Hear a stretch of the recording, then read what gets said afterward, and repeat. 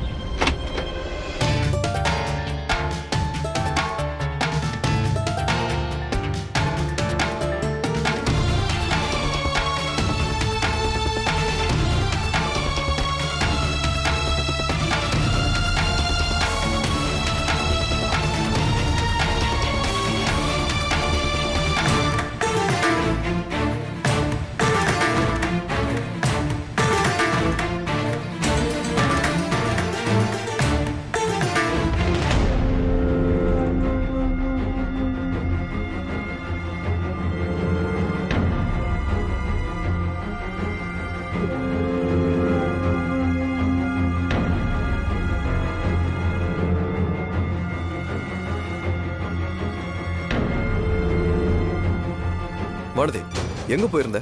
உன் போன் கூட சுவிட்ச் ஆஃப்ல இருந்தது. பேங்க்குக்கு போன் பண்ணி கேட்டா நீ அங்க வரவில்லைன்னு சொல்றாங்க. நீ எங்க போன என்ன ஆனன்னு தெரியாம இங்க எல்லாரும் எவ்வளவு பதட்டமாயிட்டாங்க தெரியுமா? இல்லைங்க, அம்மா கொடுத்த பணத்தை எடுத்துட்டு பேங்க்ல போடலான்னு தான் போனேன். ஆனா என்னால அங்க போக முடியாத மாதிரி ஒரு சூழ்நிலை ஆயிடுச்சு. ஏமா, அப்ப நீ பணத்தை பேங்க்ல டெபாசிட் பண்ணலையா? இல்லப்பா.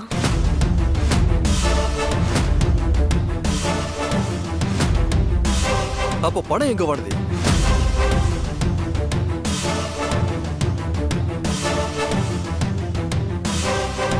வானதி, நான் உன்கிட்ட தான் கேக்குறேன். சம்பந்தியம்மா, வானதி அமைதியா இருக்கிறத பார்த்தாலே தெரியல. பணத்தை எங்கேயோ தொலைச்சிட்டு வந்திருக்கா போல இருக்குங்க. அதான் பாவம் எதுவுமே சொல்லாம இருக்கா.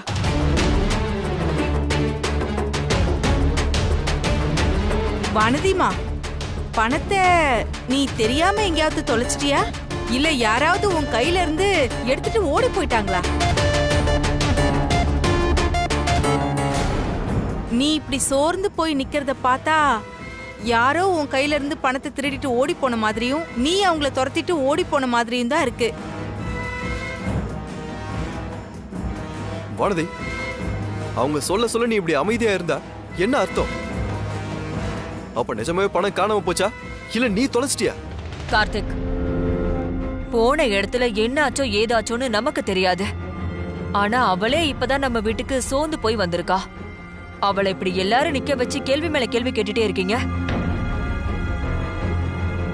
எப்படி இருந்தாலும் இந்த போட்டிக்கான ஜட்ஜ்மெண்ட்ட நாளைக்கு தானே சொல்ல போறேன். அதனால இத பத்தி நாளைக்கு பேசிப்போம். வானதி, நீ போமா.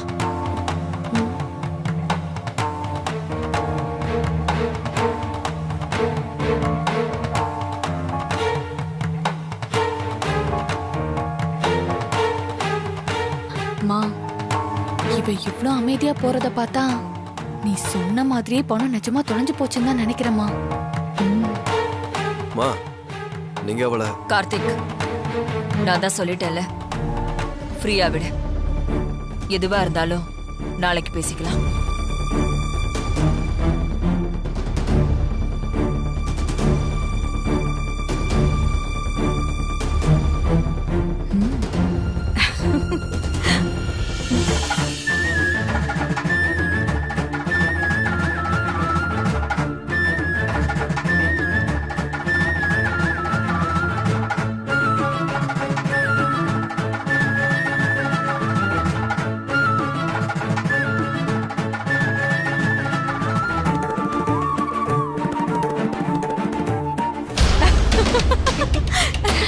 ஆர்த்தி, எந்த புண்ணியவதி பெத்த புண்ணியவானும் தெரியல. அந்த பணத்தை தூக்கிட்டு ஓடினான் பாத்தியா? அப்பா, அவன் எங்க இருந்தாலும் அந்த பணத்தோட சந்தோஷமா 100 ஆயுசுக்கு நல்லா இருக்கணும். பணம் எங்கன்னு ஆளாளுக்கு கேட்டதும் அவ திரு திருன்னு முழிச்சா பாத்தியா? அத பாக்கும்போது என் மனசே குளிர்ந்து போச்சு. உங்களுக்கு மட்டும் இல்ல ஆண்டி, நானும் ஆர்த்தியும் கூட அதுக்கப்புறம் தான் கொஞ்சம் ரிலாக்ஸ் ஆனோம். மா, அத்தை எதுவா இருந்தாலும் காலையில பேசலான்னு சொல்லிருக்காங்க. ஆனா அவங்க என்ன சொல்லுவாங்கன்னு தெரியலையே. வானதி பணத்தை தொலைச்சிட்டானுதான் உங்க அத்தைக்கு நல்லா தெரிஞ்சிருச்சே. இதுக்கப்புறம் என்ன சொல்லுவாங்க ஆர்த்தி? நீ தான் இந்த போட்டியில வின்னர்னு சொல்லுவாங்க. ஆர்த்தி, இது வரைக்கும் நடந்த போட்டியெல்லாம் விட்டு தள்ளு. இப்போ கடைசியா நடந்திருக்க போட்டி தான் ரொம்ப முக்கியமான போட்டி. கையில கொடுத்த 1 லாக்கையும் ஒழுங்கா பாத்துக்க முடியாதவ எப்படி கோடிக்கணக்கில் இருக்கிற சொத்தை கரெக்டா பாத்துப்பான்னு உங்க அத்தை திங்க் பண்ணுவாங்கல்ல. அவங்க கொடுத்த அமௌண்ட ரொம்ப ஸ்மார்ட்டா யூஸ்ஃபுல்லா நீ தான் ஆர்த்தி செலவு பண்ணிருக்க. அதனால கண்டிப்பா உங்க அத்தைக்கு உன் மேல ஒரு புது கான்ஃபிடென்ட் வந்திருக்கும். நாளைக்கு ஷார்ப்பா இந்த டைம்க்குள்ள இந்த வீட்டோட சாவி கொத்து உன் கையில இருக்கும் பாரு. ஆமாண்டி, எனக்கும் அந்த நம்பிக்கை நிறைய இருக்கு. இங்க பாரு ஆர்த்திமா, இது வரைக்கும் நடந்த போட்டியில அவ ஜெயிச்சால, அதெல்லாம் சும்மா இந்த கோலம் போடுறது, இந்த சோறாக்குறது, இதெல்லாம் குடும்பம் சம்பந்தப்பட்டது. ஆனா கடைசியா நடந்த இந்த போட்டி இருக்குல்ல, இந்த குடும்பத்தையே கட்டி காப்பாத்தி எப்படி நிர்வாகம் பண்றது அப்படிங்கறதுக்கான போட்டி. அதுல நீ தாண்டி புத்திசாலித்தனமா பண்ணிருக்க. அதுவும் இல்லாம ஒரு 1 லட்சம் ரூபாவையே அவளால ஒழுங்கா வச்சு காப்பாத்த முடியல. அவளை நம்பி யாராவது அவகிட்ட இப்படி கோடிக்கணக்கான சொத்தை ஒப்படைப்பாங்களா? இவ சொன்ன மாதிரி நாளைக்கு காலையில சம்மந்தியம்மா சாவி கொத்தை எடுத்து உன் கையில கொடுக்க போறாங்க. மா, ஆனா நீ சொன்னது அப்படியே நடந்துரும்ல? நடக்கும் ஆர்த்தி.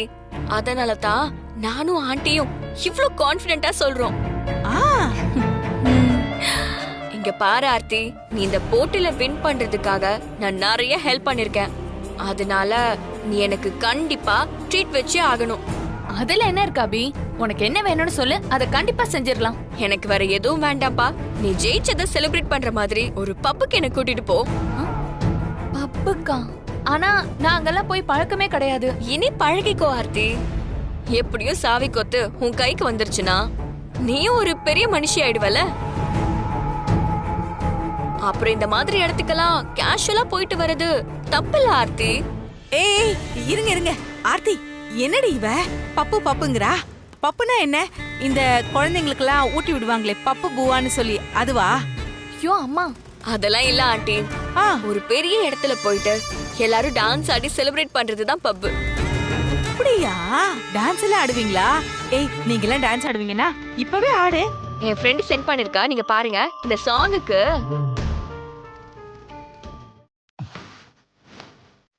இப்படிதான் போட்டு டான்ஸ் ஆடுவாங்க.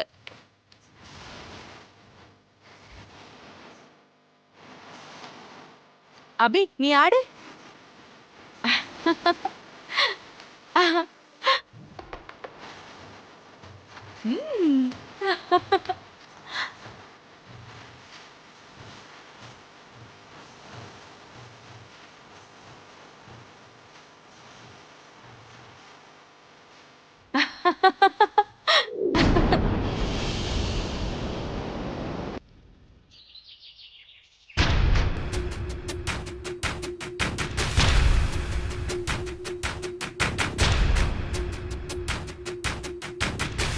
ஏங்க,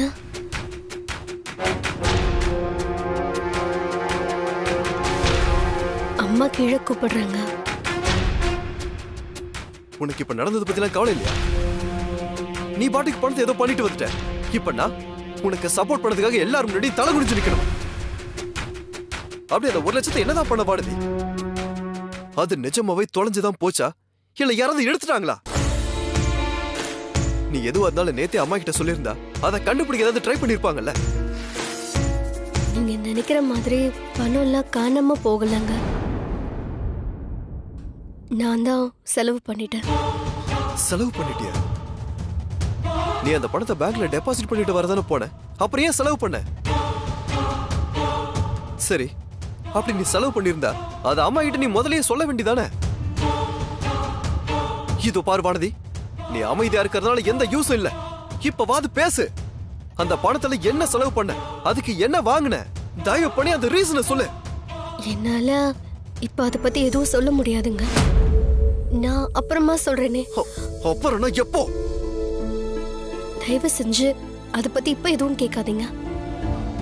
இப்போ நீ என்கிட்ட சொன்னதை அப்படியே போய் அம்மா கிட்ட சொன்னு வைய, அவங்களே போட்டில ஆர்த்தி தான் வின் பண்ணதா அனௌன்ஸ் பண்ணிடுவாங்க. அப்புறம் சாவி கொத்த தூக்கி ஆர்த்தி கிட்ட கொடுத்துருவாங்க. சும்மாவே அவ ஆட்ட தாங்க முடியாது. சாவி கொத்து கைக்கு வந்தா சொல்லவா வேணும்?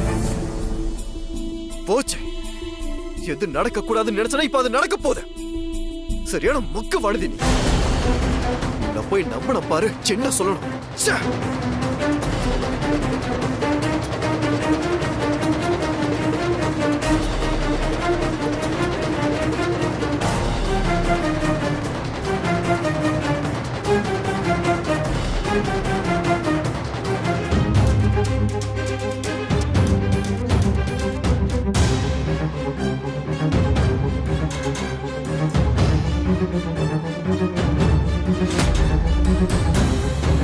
இப்போ கடைசியா நடந்த போட்டியை தவிர மத்த எல்லா போட்டியிலயுமே வானதி நல்லா தான் அவளோட வேலையை செஞ்சிருந்தா. ஆனா கடைசி போட்டியில தான் அவகிட்ட கொடுத்த 1 லட்சம் ரூபாய அவ புத்திசாலித்தனமா செலவு பண்ணாம போனது நமக்கு கொஞ்சம் வருத்தமா இருக்கு. இப்ப வரைக்கும் அந்த பணம் எங்க போச்சு, என்ன ஆச்சுன்னு நம்ம யாருக்குமே தெரியல. இப்பவாவது அந்த பணத்தை பத்தி சொல்ல உனக்கு விருப்பம் இருக்கா இல்லையா வானதி? என்ன மன்னிச்சிருங்கம்மா, நான் இப்போதைக்கு அந்த பணத்தை பத்தி பேச விரும்பல. வானதி, இப்படி சொன்னா என்ன அர்த்தம்? நீ அதை சொன்னாதானே? கார்த்திக், இதுக்கப்புறம் வானதி கிட்ட யாரும் அந்த பணத்தை பத்தி கேட்கவோ பேசவோ வேணாம். இதோட விட்டுருங்க. ராஜி, அப்ப இந்த போட்டியுடைய ரிசல்ட் தான் என்ன?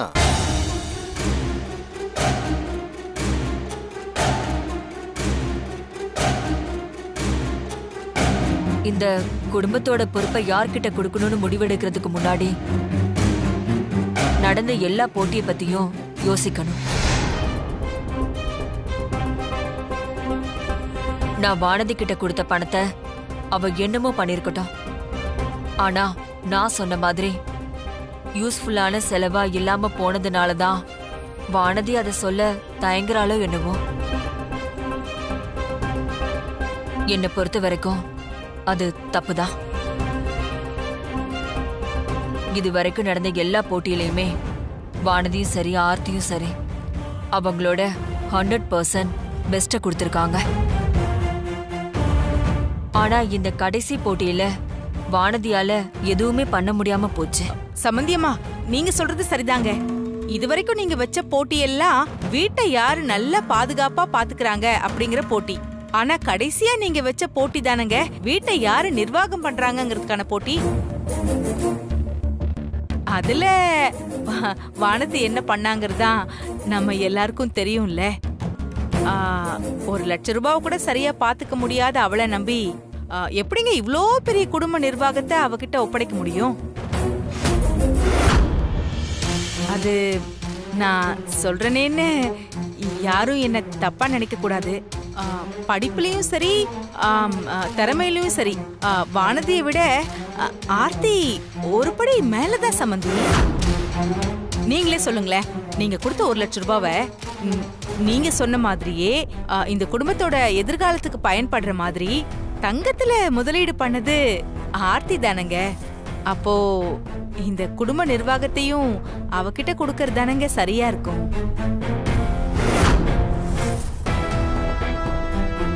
அமுதா, சாவி கொத்து யாரு கைக்கு போகணுங்கிறது நீயோ நானோ முடிவு பண்ற விஷயம் கிடையாது. அது சம்பந்தி அம்மா முடிவு பண்றது. நீ கொஞ்சம் அமைதியா இருக்கியா? அண்ணே, சம்பந்தி சரியாதான் சொல்றாங்க.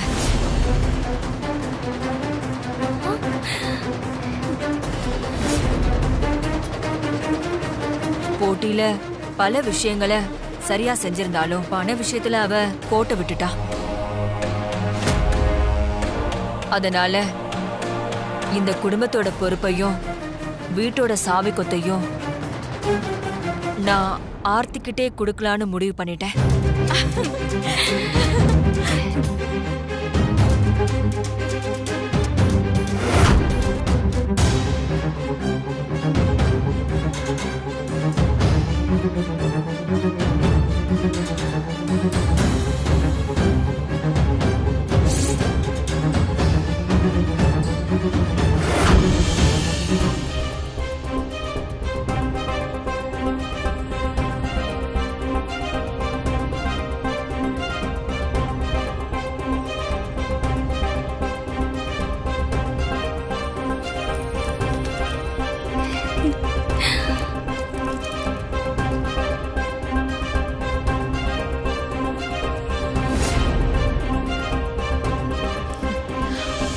இந்த ஆர்த்தி வாங்கிக்கோ. அத்தை கொடுக்குறாங்க பாரு, வாங்கிக்கோ.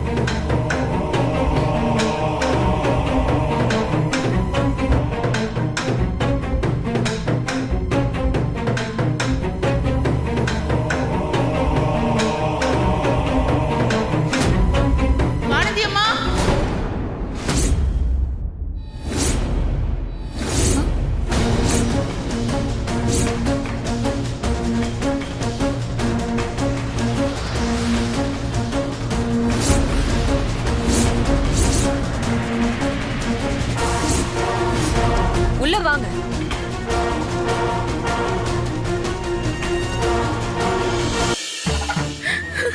ஐயோ ஐயோ அக்கா, என்ன பண்றீங்க நீங்க? எந்திரிங்க முதல்ல. என்னக்கா? அக்கா அக்கா, ஏன் அழறீங்க? அவர் பொழைச்சிட்டாருங்கம்மா.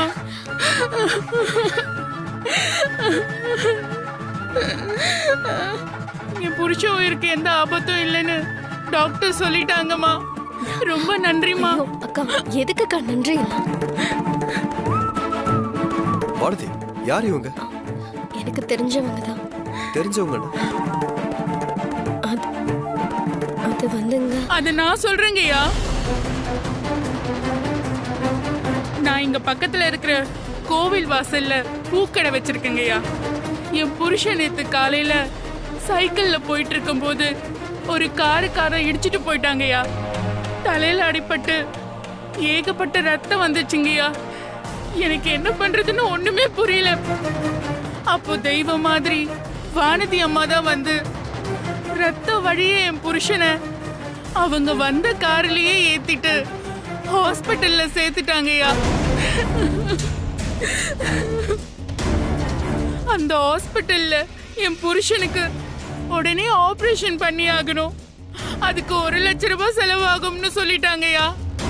வெறும் 100-200ன்னு வியாபாரம் பாக்குற நான் போய் எப்படியா திடீர்னு அவ்வளோ பணத்தை ஏற்பாடு பண்ணுவேன்? எங்க போறது, யார்கிட்ட கேக்குறதுன்னு தெரியாம முழிச்சுக்கிட்டே நின்னுகிட்டு இருந்தேன். அப்பவும் வானதி அம்மாவே வந்து ஆபரேஷனுக்கு தேவையான 1 லட்சம் ரூபாயும் ஹாஸ்பிட்டல்ல கட்டினாங்கய்யா.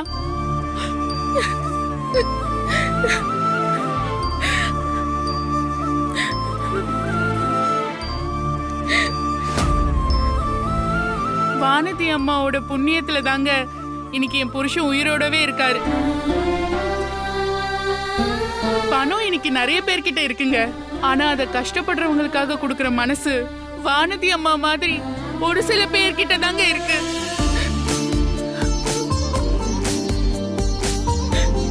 என்னால அந்த பணத்தை சீக்கிரம் கொடுக்க முடியாதுன்னு தெரிஞ்சும் வானதி அம்மா அவ்வளோ பெரிய உதவி எனக்கு செஞ்சாங்க. இதனால் வரைக்கும் என் குலத்தை காக்கிற சாமி கோவில்ல மட்டும்தான் இருக்குன்னு நான் நினைச்சிட்டு இருந்தேன். ஆனா அது வானதி அம்மா ரூபத்துல வந்து இப்போ என் புருஷ உயிரையே காப்பாத்திருக்கு. அதான் அவர் கண்முழிச்ச விஷயத்த உங்ககிட்ட சொல்லிட்டு போலான்னு வந்தம்மா. என் குலசாமி மாதிரி வந்து நீங்க செஞ்ச இந்த உதவிக்கு நான் காணிக்கையா என்ன கைமாறு செய்வேன்னு எனக்கு தெரியலம்மா. ஐயோ அக்கா, ஃபர்ஸ்ட் கையில இருக்குங்க. முதல்ல நீங்க அழாதீங்க. அதான் உங்க வீட்டுக்காருக்கு எதுவும் ஆகலைல்ல, அப்புறம் என்ன, நீங்க தைரியமா இருங்க. இப்படி வாயும் வயிறுமா இருக்கும்போது இப்படிலாம் அழக்கூடாதுக்கா. உங்க உடம்பையும் குழந்தையும் நீங்க நல்லபடியா பாத்துக்கணும்ல. அப்போதான் பிறக்க போற குழந்தை நல்லபடியா பிறக்கும். நீங்க கவலைப்படாம இருங்க. உங்க குழந்தைய கையில தூக்குறதுக்காகவே உங்க வீட்டுக்காரு சீக்கிரமா குணமாய் வந்துருவாரு. சரிங்கம்மா, நான் போயிட்டு வரேம்மா. நீங்க ஒரு நாள் என் வீட்டுக்கு கண்டிப்பா வரணுமா? கண்டிப்பா வரேன்க்கா.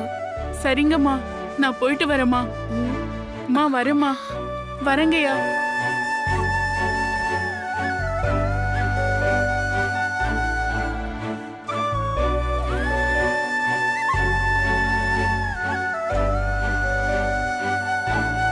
நாமலாம் வானதி பணத்தை தொலைச்சிட்டான்னு நினைச்சிட்டு இருந்தா இவ எவ்வளவு பெரிய விஷயத்த செஞ்சிருக்கா பாத்தியா ராஜி?